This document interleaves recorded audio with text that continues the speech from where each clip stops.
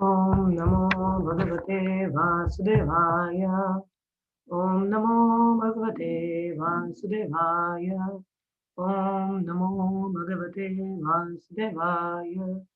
नारायणं नमस्कृत्यं नरं चैव नरोत्तमं देवीं सरस्वतीं व्यासं ततो जयमुदीरये। नष्टप्रायेषु भद्रेषु नित्यं भगवती सेवया भगवती उत्तमश्लोके भक्तिर्भक्तिनैष्टिकी त्वयि। ॐ अज्ञानतिमिरान्धस्य ज्ञानाञ्जनाशलाकया चक्षुरुन्मिलितं येन तस्मै श्रीगुरुवे नमः। वञ्चकल्पतरुभ्यश्च कृपासिन्धुभ्येव च पतितानां पावनेभ्यो वैष्णवेभ्यो नमो नमः।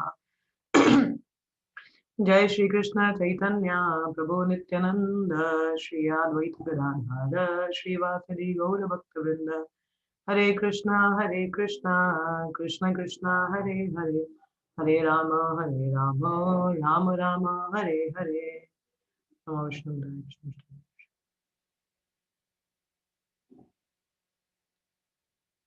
हरे कृष्णा वेलकम एवरीवन।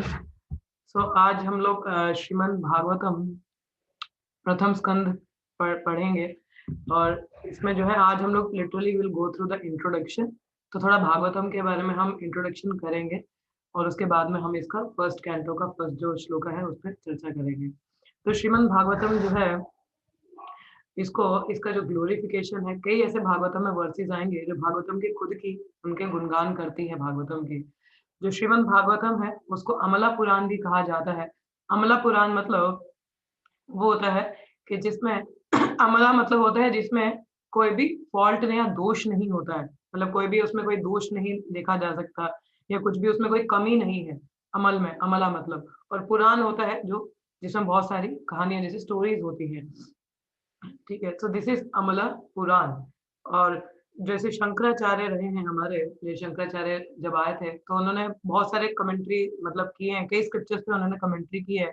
मगर एक जो स्क्रिप्चर है जिसपे शंकराचार्य ने कमेंट्री नहीं किया वह है श्रीमद् भागवतम। क्योंकि श्रीमद् भागवतम क्या है, वो पूर्णतः भक्ति के बारे में बताता है, पूरी तरह से डिवोशन के बारे में बताता है। सुप्रीम मतलब भगवान कृष्ण के लिए, सुप्रीम पर्सनालिटी ऑफ गॉडहेड के लिए जो पूर्णतः भक्ति है उसके बारे में वो बताता है। तो इसलिए जिसको क्या है शंकराचार्य भी कभी टच नहीं कर पाए और इस पे कभी उन्होंने कमेंट्री नहीं दी। तो ये हमारा श्रीमद् भागवतम है। इवन भक्ति सिद्धांत सरस्वती ठाकुर वो कहा करते थे, कहते कि अगर even if the whole world will go, if we have this Shrimad Bhagavatam we can save the world. कि अगर पूरे जगत में कुछ भी ना रहे, सब कुछ चला जाए, बस अकेला ये श्रीमद् भागवतम रहे, तो हम क्या कहते हैं इस श्रीमद् भागवतम से पूरे विश्व को बचा सकते हैं। मतलब बाकी कुछ किसी और चीज की जरूरत ही नहीं है, सिर्फ एक भागवतम पूरे विश्व को बचा बचा सकता है। तो ये हमारा श्रीमद् भागवतम है। श्रीमद् भागवतम अगर हम देखें तो इसमें 18,000 वर्सेस हैं, जैसे हमारी भगवत गीता में 700 श्लोकास हैं, तो श्रीमद् भागवतम में हमारे 18,000 श्लोकास हैं। ठीक है, तो 18,000 है और कहते हैं जो हेवनली प्लेनेट है, जो ऊपर के लोग है ना, वहां पे श्रीमद् भागवतम में 100,000 वर्सेस है। मतलब हमसे ज्यादा एंजॉय करते हैं वो लोग ना, they can enjoy the nectar. कहते हैं सुखदेव गोस्वामी ने श्रीमद् भागवतम बोला था, जो कि श्रीमती राधा रानी के पैरेट हैं, इनकी स्टोरी मैं आपको बाद में बताती हूँ। तो श्रीमद् भागवतम को जैसे मैं बता रही कि हेवनली प्लेनेट के पास क्या है 100,000 वर्सेज है, तो वो ज्यादा एंजॉय करते हैं हमसे। बट बात ये आती है, हमसे ज्यादा एंजॉय तो करते हैं, बट बात ये है क्योंकि श्रीमद् भागवतम को एक राइपेंड फ्रूट कहा जाता है, ripened fruit of all the Vedic knowledge. Shrimad Bhagavatam is the ripened fruit of all the Vedic knowledge. So that means कैसा फ्रूट है ये, जिसकी ना तो स्किन है, ना तो ना तो आगे से सीड है। जैसे कोई अगर आपको मैंगो पसंद है, सबको मैंगो पसंद है ऑलरेडी, तो जैसे हमें मैंगो बहुत पसंद होता है, तो मैंगो में अगर स्किन ना हो या बीज ना हो बीच में, सिर्फ जूसी जूसी हो, कितना मजा आ जाए, है ना। That becomes so nectarean for us. If the mango doesn't contain any seed और skin, it is totally just full of juice, so it is like so nectarian. So that's how Srimad Bhagavatam is full of nectar and juice, you know. Srimad Bhagavatam को इसलिए क्या कहा जाता है, ripened fruit of all Vedic knowledge. So this is Shrimad Bhagavatam. जैसे चैतन्य चरितमृत में एक story आती है ना, यहाँ पे चैतन्य महाप्रभु ने अपने संकीर्तन डिवोटीज के लिए, एक मैंगो का ट्री था वहां पे, मैंगोज, उसमें बहुत सारे मैंगोज आ गए थे, तो उस मैंगोज में ना तो स्किन थी ना तो सीड थी, सिर्फ आपको उसको लेना है, मतलब खाना है। कितना मजा आ जाएगा उस मैंगो को सिर्फ लिक करना। गर्मियों में हम सबको मैंगोज पसंद है। So that is our Shrimad Bhagavatam is a ripened fruit, ठीक है, that is spoken by the Sukhdev Goswami. Then actually इसका जो कंपाइलेशन है, वेद व्यास जी ने जब सारे स्क्रिप्चर्स दिए थे, तो what had happened, Ved Vyas was not satisfied. क्यों सेटिस्फाइड नहीं थे? कहते कि उसमें मतलब कुछ भी भक्ति के बारे में ऐसा कुछ उन्हें डायरेक्टली कृष्ण के बारे में कुछ बताया नहीं था। तो नारद मुनि ने बाद में उनको इंस्ट्रक्ट किया कि यू शुड टॉक अबाउट मतलब devotion to Krishna, and then he gave this Srimad Bhagavatam to us. So this is the nectarian fruit for us. ठीक है, so this is Srimad Bhagavatam. So Bhagavatam की बहुत सारी ग्लोरीज हैं, बहुत सारी स्टोरीज हैं। ये स्टोरी शायद मैंने आपको पहले भी बताई हो, तो let me repeat it again, because कहते हैं the repeated pastimes we heard about Krishna, और उनसे जैसे भागवतम है, भागवतम लिटरली लिटररी इनकारनेशन है कृष्णा की। भागवतम में ये भी मेंशन्ड है, भागवतम के फर्स्ट कैंटो जैसे हम पढ़ेंगे तो उसमें उसमें प्रभुपाद ने लिखा है जब एक्चुअली द्वापर युग जब समाप्त हुआ, कलयुग शुरुआत हो रही थी, तो कृष्ण यहाँ से चले गए। कहते हैं कृष्ण को क्या कहा जाता है, कृष्ण सूर्य समा माया अंधकार। अब सूर्य चला जाएगा तो अंधकार रहेगा ना, तो कृष्णा तो जगत से चले गए थे अपने पास टाइम्स कंप्लीट करके। फिर हम कलयुग वासियों का क्या, हमारे लिए क्या बचा, मतलब हाउ वी कैन बी, मतलब हम हमारा उद्धार कैसे हो सकता है। तो उसमें लिखा है भगवान खुद तो गए मगर अपने पीछे से श्रीमद् भागवतम को छोड़ गए, और ये भागवतम इस कलयुग के लोगों का उद्धार करेगा। जैसे भक्ति सिद्धांत सरस्वती ठाकुर जी ने बोला कि पूरे विश्व में कुछ ना रहे चलेगा, सिर्फ अकेला ये भागवतम पूरे विश्व को तार सकता है। So this is the power of Shrimad Bhagavatam. And now there is a story कि ये जो भागवतम है, जैसे भगवत गीता बोला जाता है कि हमें अर्जुन के भाव में भगवत गीता का श्रवण करना चाहिए, कि अर्जुन मतलब पूरे सबमिसिव मोड में he heard the Bhagavatam, Dhritarashtra की तरह नहीं। मतलब धृतराष्ट्र का कोई ट्रांसफॉर्मेशन नहीं हुआ, दो ही आल्सो डायरेक्टली मतलब heard Bhagavatam through Sanjay, but उसके मन में उसका कोई ट्रांसफॉर्मेशन नहीं हुआ। But Arjun got transform, obviously he was a liberated soul, but the we have to heard Bhagavad Gita in the mode of Arjuna. So similarly, how we should study the Bhagavatam, इससे related में story आती है, we should study the Bhagavatam with full faith and conviction कि नहीं, it can deliver me, it is the only saviour. So जैसे बहुत पहले एक स्टोरी आती है, देयर इज अ ब्राह्मण, ठीक है, देयर इज अ ब्राह्मण हुज नेम वाज आत्मदेव। अब ये जो आत्मदेव था, he was living in a very small village, और उनकी जो वाइफ थी उनका क्या नाम था धुंधली। ये स्टोरी मैंने पहले बताई है, but let me repeat again. जैसे मैंने बोला कि जैसे भगवान कृष्ण से रिलेटेड जो कथाएं हैं ये भागवत में, इनको जब बार बार सुनते हैं तो हमारे हृदय की शुद्धि होती है, ठीक है। जैसे भक्ति के 3 लेवल होते हैं, कौन-कौन से होते हैं, खैर I will not go into the detail, but I will just tell कि भक्ति के 3 लेवल होते हैं। कौन से 3 लेवल होते हैं? अभ्यास, मनना एंड स्मरण। अभ्यास योगा युक्ता नाम, भगवत गीता में कृष्ण कहते हैं अभ्यास योग युक्ता नाम, मतलब बार बार प्रैक्टिस करने से प्यूरिफिकेशन होता है। So this practice, how the practice is shravan, बार बार हम जब पास्ट टाइम्स को सुनते हैं, कृष्ण कथा को सुनते हैं, तो इस प्रैक्टिस से हमारा हृदय शुद्ध होता है। फिर मनन आता है, मतलब हम मेडिटेट करते हैं उन पास्ट टाइम्स पे मतलब कंटेम्पलेट करते हैं, और उसके बाद बाय डिफॉल्ट स्मरण, मतलब by default we got to remember Krishna all the time, krishna is in our mind, so that is there. So that's why I'm saying maybe I have told this story previously of, in the glorification of bhagavatam, but let us hear again and again so that we get purified, and we should contemplate and then smarana ki bhagavatam nahi, bhagavatam automatically by default we are having the bhagavatam all the time with us and study. So let me repeat the story. जैसे मैंने बोला कि एक ब्राह्मण था, छोटे village में रहता था, इनका नाम क्या था, आत्मदेव, ठीक है। इनकी जो वाइफ थी धुंधली, जो धुंधली थी, she is a very wicked woman. Wicked woman means बहुत ही मतलब हर किसी से लड़ाई झगड़ा मोड़ते रहते। कई लोग होते हैं ना, उनको बड़ा मजा आता है लोगों से झगड़ा करने में बिना मतलब के। तो she use to fight with everybody, अपने हस्बैंड से भी लड़ाई करना, गांव के भी हर ऐसा व्यक्ति कोई नहीं था जिसको छोड़ा ना हो, कि जिसे बहस ना की हो। तो इस तरह की औरत थी वो, मतलब इन शॉर्ट की वो एक अच्छी औरत नहीं थी। मगर ये जो आत्मदेव था ये काफी अच्छा ब्राह्मण था, मगर इनके कोई पुत्र नहीं था। तो ये हमेशा क्या एंजाइटी में, दुख में रहता था। तो इसको हमेशा होता था कि अरे मेरे मरने के बाद मेरा पिंडदान कौन करेगा, बुढ़ापे में मेरा ध्यान कौन रखेगा। तो इस तरह से रोता रहता था।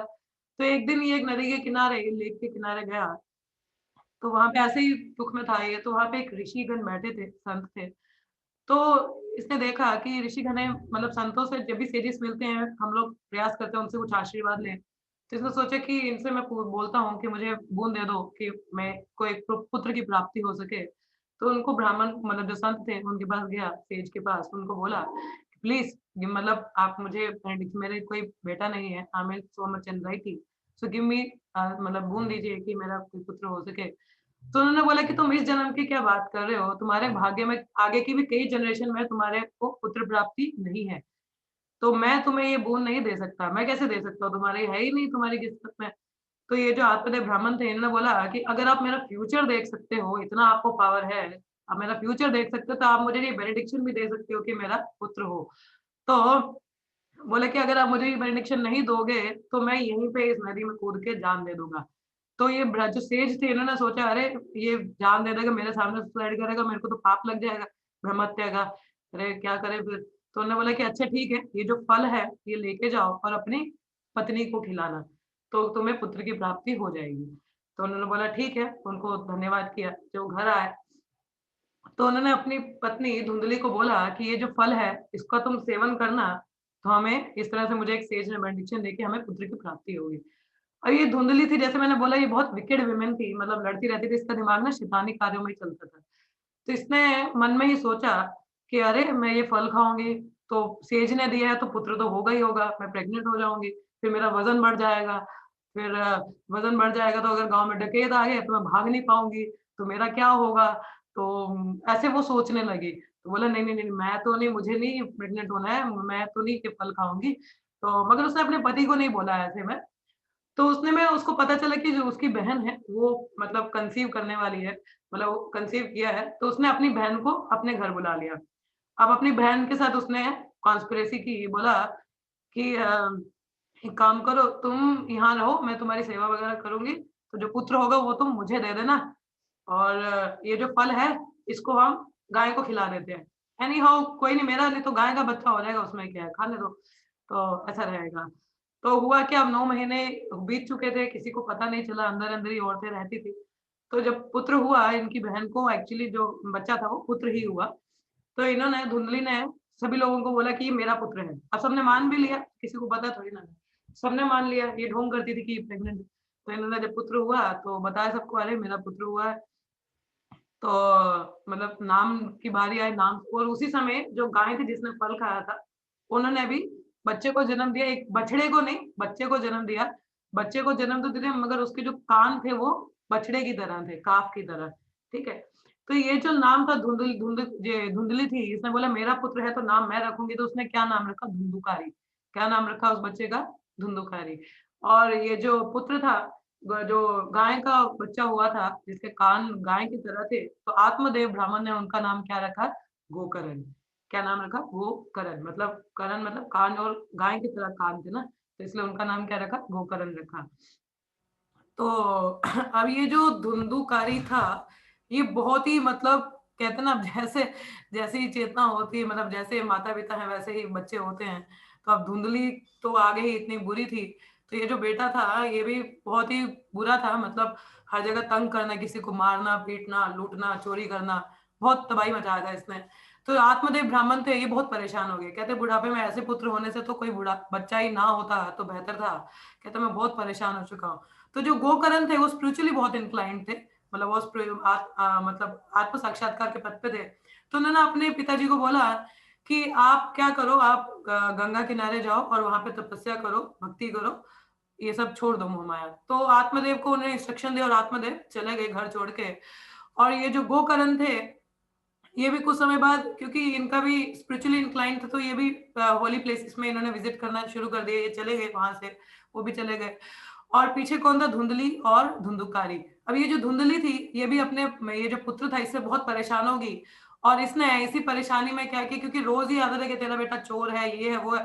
तो सुन-सुन के बेचारी बहुत परेशान हो गई और उसने सुसाइड कर लिया। ठीक है? वो भी मर गई। अब ये जो धुंधुकारी था, इसने 5 प्रोस्टिट्यूट घर ले आया। ठीक है? प्रोस्टिट्यूट मतलब वेश्या। तो उनको घर ले आया, अब वेश्या को मतलब खुश करना है तो उसके लिए उसको पैसे चाहिए। और ये तो ब्राह्मण ने कहाँ पैसे हैं, तो ये चोरी करता था, डकैती करता था, लूट-पाट करता था, लोगों को मारता था, मर्डर करता था, तो ऐसे लेके आता था। अब इनको खुश करने का भी ये जो 5 प्रोस्टिट्यूट थी, ये साथ में इकट्ठी हुई और इन्होंने बोला कि यार ये तो व्यक्ति है, ये चोरी डकैती करता है, कल को अगर लोगों को पता चला इसको तो पीटेंगे पीटेंगे, हम लोग भी मारे जाएंगे, तो बेहतर है इसके पास जो पैसा पूसा है वो हम ले लेते हैं और इसको इसका काम खत्म कर देते हैं, इसको यहीं पे मरवा देते हैं। तो उन्होंने क्या किया, ये जो धुंधुकारी था इसको पकड़ा, पांचों ने मिलके उसको पकड़ा और उसके मुंह में जलते हुए कोयले डाल दिए और उसको मतलब मार के वहीं पे मार दिया और बोला कि अगर इसकी लाश को हमने बाहर दफनाया लोगों को पता चल जाएगा। तो उसी घर में उसकी लाश को दफना दिया और खुद वहां से वो पैसे पुसे लेके चली गई सारी। अब ये जो घर था लोगों को पता चला कि धुंधुकारी मरा है, मगर किसी को पता नहीं चला कि कैसे मरा, क्या हुआ। तो अब ये धुंधुकारी एक्चुअली बहुत सिंफुल पर्सन था, तो जिसकी वजह से इसको नेक्स्ट बॉडी नहीं मिला, मगर ये इसको घोस्टली फॉर्म मिला। कैसा? भूत प्रेत वाला, मतलब बॉडी नहीं मिला, ही बिकेम अ घोस्ट। ठीक है, because he was a very sinful person. So ये वहीं पे तड़प रहा था। अब ये घर था वो घोस्ट हॉन्टेड, लोगों ने कहना शुरू कर दिया, यहाँ कोई आता नहीं था डर के मारे। अब ये जो गोकर्ण था अपनी पिलग्रिमेज यात्रा से बहुत समय बाद वापस आता है घर पे, तो पता चलता है कि ऐसा ऐसा हो गया, माँ भी चल बसी और धुंधुकारी था उसका भी कुछ ऐसे हो गया, तो ये घर घोस्ट हॉन्टेड है। अभी वैष्णव होते हैं ना, वैष्णव घोस्ट से नहीं डरते हैं, because one who take the shelter of holy name they don't have to fear about anything. So ये क्या नाम है इनका, जो गोकर्ण है, ये घर में आते हैं तो इनको धुंधुकारी की आत्मा भटकती हुई दिखती है। तो गोकर्ण पूछते कौन है, तो धुंधुकारी बोलते मैं धुंधुकारी, तुम मेरे भाई हो, कजन ही सही, जैसे भी मेरे भाई हो।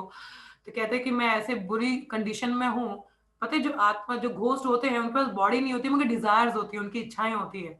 अब बॉडी नहीं होगी तो वो इच्छाएं पूरी नहीं ना कर सकते अपने, इसीलिए वो लोग लोगों को हॉन्ट करते हैं कि अपनी इच्छाएं पूरी करने के लिए, मतलब लोगों के अंदर घुस जाते हैं या हॉन्ट करते हैं उनको। तो काफी परेशान था, डिजायर पूरी नहीं हो सकती, तो ये काफी तड़पने वाली जो योनि होती है घोस्ट की। So one should never commit any suicide, और जो कहते हैं जो सुसाइड करते हैं वो भी घोस्ट बनते हैं। ये बहुत सारे पाप कर्म किए तो तब भी ऐसी फॉर्म मिल जाती है, तो ऐसा नहीं करना है कभी भी। ठीक है। तो गोकर्ण को तरस आया, उसने बोला अच्छा। तो उन्होंने जो गोकर्ण थे उन्होंने ब्राह्मणों से कंसल्ट किया कि क्या करना चाहिए कि जो मेरा भाई है ये मुक्त हो जाए इससे। तो उन्होंने सजेस्ट किया कि आप भागवतम रिसाइट कीजिए गोकर्ण इसके धुंधुकारी के लिए।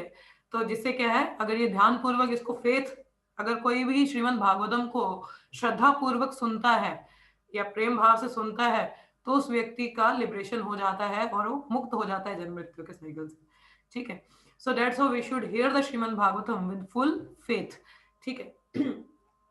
तो क्या हुआ, गोकर्ण ने 7 दिन के लिए भागवतम रिसाइट करने का निर्णय लिया। बोला ठीक है मैं रिसाइट करूंगा, और धुंधुकारी को बोला कि इसको ध्यान पूर्वक सुनना अगर तुम्हें यहाँ से मुक्त होना है। तो उन्होंने एक बैम्बू स्टिक रखा, बैम्बू मतलब बांस, बांस का बैम्बू स्टिक रखा और उसमें 7 नोट्स लगाई, 7 नोट्स। ठीक है। और 7 दिन ही क्यों सुनाई, क्योंकि सुखदेव गोस्वामी ने भी श्रीमद् भागवतम परीक्षित महाराज को 7 दिन के लिए सुनाया था। तो इसीलिए यहाँ पे 7 दिन का वो सप्ताह रखा, इसलिए कहते हैं ना सप्ताह, एक हफ्ता। तो सप्ताह रखा उन्होंने, भागवतम रिसाइट करना उन्होंने शुरू किया।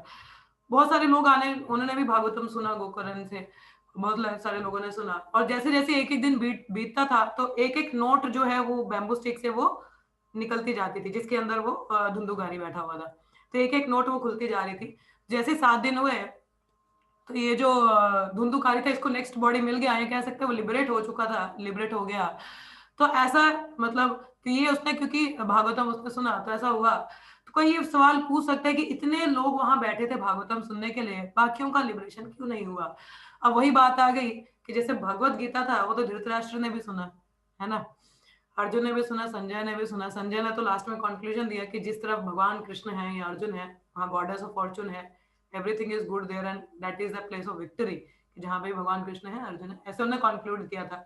तो अर्जुन भी finally he took the side of dharma, अपनी ड्यूटी किया उन्होंने भी। ठीक है।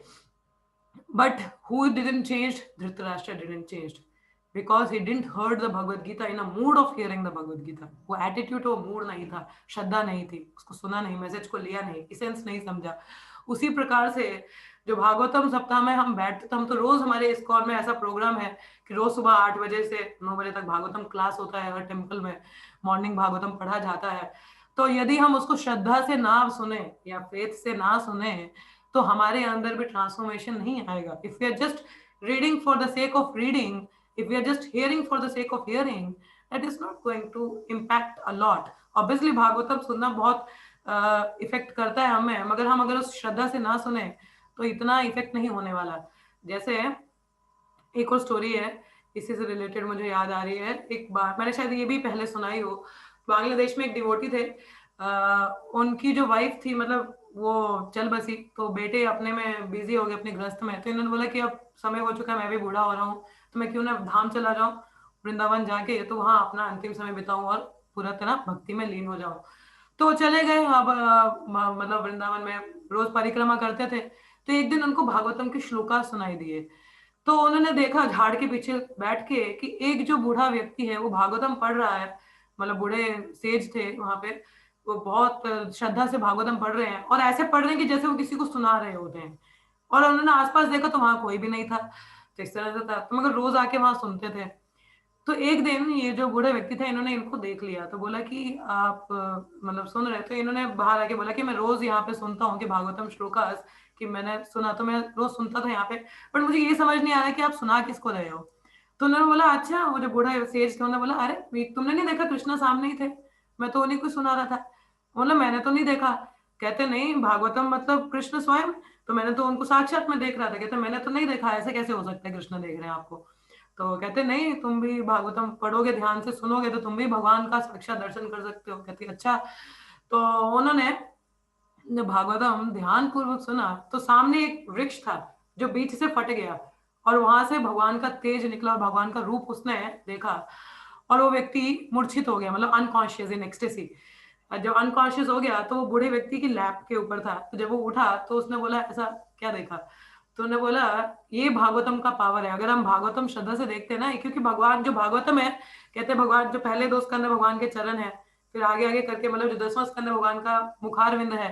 तो इस तरह से भागवतम तो मतलब भगवान कृष्ण ही है, भागवतम भगवान कृष्ण से अलग थोड़ी ना है। तो अगर भागवतम को श्रद्धा से सुन रहे हो, पढ़ रहे हो, तो आप भगवान को साक्षात देख सकते हो। It's like you are having the darshan of divine, darshan of Krishna all the time, और you can feel the presence of Krishna.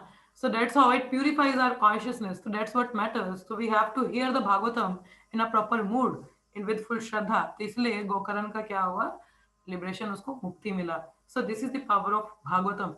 जैसे अब जैसे मैं सुखदेव गोस्वामी के बारे में बता रही थी, सुखदेव गोस्वामी कौन है, सुका है, शुका, जो राधा रानी के तोते हैं, पैरेट, उन्हीं की इंकारनेशन है सुखदेव गोस्वामी। शुका थे, शुका से सुखदेव गोस्वामी। तो जब राधा और कृष्ण के पास टाइम्स खत्म हो चुके थे यहाँ पे, so they went back to the spiritual abode. तो शुका जो पैरेट था वो यहाँ पे अकेला रह गया। तो बोला अब उसको, मतलब भागवतम के बिना आप क्या करोगे ना, कहीं से पास टाइम नहीं सुन पा रहे हो भगवान के, तो what you will do, you will simply like a dead matter, don't know what to do, where to go. तो ये उनकी कंडीशन ऐसी थी, एक तो आगे सेपरेशन में थे, you don't know what to do. तो उनको पता चला कि जो माउंट कैलाश में जो लॉर्ड शिवा है, वो पार्वती माता को भागवतम सुना रहे हैं। ठीक है, एक्चुअली क्या था, मदर पार्वती 10th कैंटो सुनना चाहती थी, तो शिव जी ने बोला कि नहीं, हमें स्टार्टिंग से भागवतम पढ़ना चाहिए, तभी मतलब फर्स्ट कैंटो से हमें भागवतम पढ़ना चाहिए। So that's how we can go through all the limbs of Krishna and can see the Mukharvind at the end, at the 10th canto, so we can relish the Bhagavatam। तो वो सुना रहे थे, तो एक कंडीशन था कि mother Parvati बीच में करती रहती थी, ताकि शिव जी, क्योंकि भाव में चले जाते थे तो देख नहीं पाते थे कि तो जब पार्वती माता जी आवाज निकालती थी हाँ हाँ, तो उनको पता चलता था कि मदर पार्वती सुन रही हैं। तो ये जो तोता था शुका, ये चला गया कैलाश पे। अब भागवतम सुना रहे हैं शिव जी, तो वो सुन रहे हैं बड़े ध्यान पूर्वक, उनके लिए तो ये नेक्टर है ना, for devotees Bhagavatam is a nectar for the ears. So this is what give them life, you know. So वो सुन रहे हैं। अब हुआ क्या, मदर पार्वती बीच में सो गई, उनकी आंख लग गई। तो अब ये सुखदेव गोस्वामी चाहते देखना था, अगर वो बोलते, अगर कुछ कहते नहीं, तो शिव जी को पता चल जाता कि मदर बात नहीं सुन रही है, तो बंद कर देते। मगर इनको पूरा भागवतम सुनना था, तो इन्होंने मदर पार्वती की आवाज को इमिटेट करना शुरू कर दिया, करके। तो इस तरह से भागवतम सुनाया शिव जी ने, पूरा भागवतम सुनाया। जब एंड में देखा तो मदर पार्वती तो सोई हुई थी, तो उन्होंने बोला कि बीच में आवाज कौन कर रहा था। तो जब देखा तो ये कौन था, शुका, जो पैरेट था। एंड लॉर्ड शिवा सेज कि without my permission how you can listen and how you imitate the voice of mother Parvati. तो त्रिशूल लेके उसके पीछे पड़ गए, और शुका वहां से भागते भागते कहां पहुंचा, बद्रिका आश्रम। कैलाश से बद्रिका आश्रम, बद्रिका आश्रम जहाँ पे व्यासदेव अपनी पत्नी को भागवतम सुना रहे थे। अब उनका मुंह ना थोड़ा खुला हुआ था, तो ये जो शुका था ये किसके अंदर, उनके मुंह के अंदर चला गया, और जाके तो एब्डोमेन में बैठ गया। लॉर्ड शिवा आए, कहते नहीं, I will kill this parrot. तो व्यासदेव जी ने बोला सुनो, पहली बात तो ये, इसने पूरा भागवतम अब सुन लिया है, और इसने पूरे फेथ से सुना है, तो जो व्यक्ति पूरे पूर्ण फेथ से सुनता है, इसको कौन मार सकता है? कोई नहीं मार सकता. He is already liberated, is मुक्त. Now what? Nothing can be done. So Lord Shiva को पैसिफाई किया और लॉर्ड शिवा चले जाते हैं. तो व्यासदेव पूरा भागवतम सुना रहे हो, तो पूरा भागवतम सुनाते हैं. और सुखदेव गोस्वामी जो सुखा अंदर पैरेट है, वो बाहर निकल ही नहीं रहे. तो बोला अब तो निकलो निकलो बाहर निकलो. अब इस तरह से 16 साल बीत चुके थे, वो बाहर ही ना आए. तो भगवान कृष्ण को स्वयं आना पड़ा और उनको बोला कि चिंता मत करो. उन्होंने भागवतम सुना था शुका ने, तो बोला कि बाहर आ गया तो मतलब I have to be like in material world maya. I don't want to get entangled with maya. मुझे नहीं आना बाहर. तो भगवान कृष्ण ने कहा कि नहीं, तुम पूर्ण तरह मुक्त हो. जब बाहर आ जाओ तुम्हें कोई भी माया इंटेंगल या कुछ भी नहीं कर पाएगी. सो कम आउट. सो देन शुका जो है सुखदेव गोस्वामी के रूप में बाहर वहां पे 16 वर्ष के बाद निकले. और उसके बाद सुखदेव गोस्वामी सीधा मतलब वैसे ही अवस्था में, उन्होंने वस्त्र नहीं पहने थे, but he was already liberated soul. He went to Naimisharanya, जहाँ पे उन्होंने भागवतम को सुनाया बहुत सारे sages को for the 1,000 years. So this is how the Bhagavatam is. So we have to hear Bhagavatam in a submissive mood, with full faith and conviction. So that's how the Bhagavatam can we can relish the Bhagavatam. ठीक है. तो श्रीमद् भागवतम ये है. और क्या, जैसे महाविष्णु गोस्वामी महाराज कहते हैं कि अगर समय ना भी हो ना, तो भागवतम को हमेशा एक हाथ में भागवतम और एक हाथ से काम करते रहो. भागवतम हमेशा एक हाथ में होनी चाहिए. पढ़ो ना पढ़ो, मगर उसको by the touch of Bhagavatam also you are getting purified. So this is Bhagavatam. So wait, and that is also stated in the Srimad Bhagavatam itself, that Nityam Bhagavata Sevaya, कि हमें भागवतम की every day we should study Bhagavatam. कुछ और आप पढ़ो ना पढ़ो, मगर भागवतम हमें रेगुलरली स्टडी करना चाहिए. So this is how it will be helping us, क्योंकि this is the only thing that can help, and this is what the Krishna, we are having Krishna in a literary form with us. ठीक है. सो ये भागवतम हम लोग अब regularly will be studying. Okay. So अभी के लिए 9 बजने वाले हैं, तो अभी के लिए मैं यहीं पे स्टॉप करूंगी थोड़ी देर के लिए. अगर किसी का कोई प्रश्न है या कुछ कमेंट है तो आप बोल सकते हैं. Otherwise we can stop today here. और कल से हम लोग जो इसका फर्स्ट श्लोक है वो रिसाइट करना या उसको चर्चा करेंगे हम. ठीक है. So this we will be studying in Hindi only, क्योंकि मैंने हिंदी में ही इसका पीडीएफ डाउनलोड किया है, तो हिंदी में ही हम इसको पढ़ेंगे. ठीक है. So yes, anybody is having any questions और कमेंट रिगार्डिंग. और भागवतम अगर हम मतलब 18,000 श्लोका है ना, अगर एक श्लोका भी अपनी लाइफ में इंप्लीमेंट कर पाए, सो that is the perfection of life. Not 18,000. देख लो 18,000 श्लोका अपनी पूरी लाइफ टाइम में कैसे पढ़ोगे, but try to read every day Bhagavatam. Hope you will finish up, मतलब पूरा कंप्लीट पढ़ पाओ भागवतम को. It's a total nectar. So read every day. Try to come, let us read together, because हम साथ में पढ़ेंगे तो ज़्यादा रिलिश कर पाएंगे. ठीक है. So will be relishing it every day. So या एनीबडी हैव एनी क्वेश्चंस और कमेंट्स? किसी को कुछ कहना है या टाइमिंग ठीक है सभी के लिए?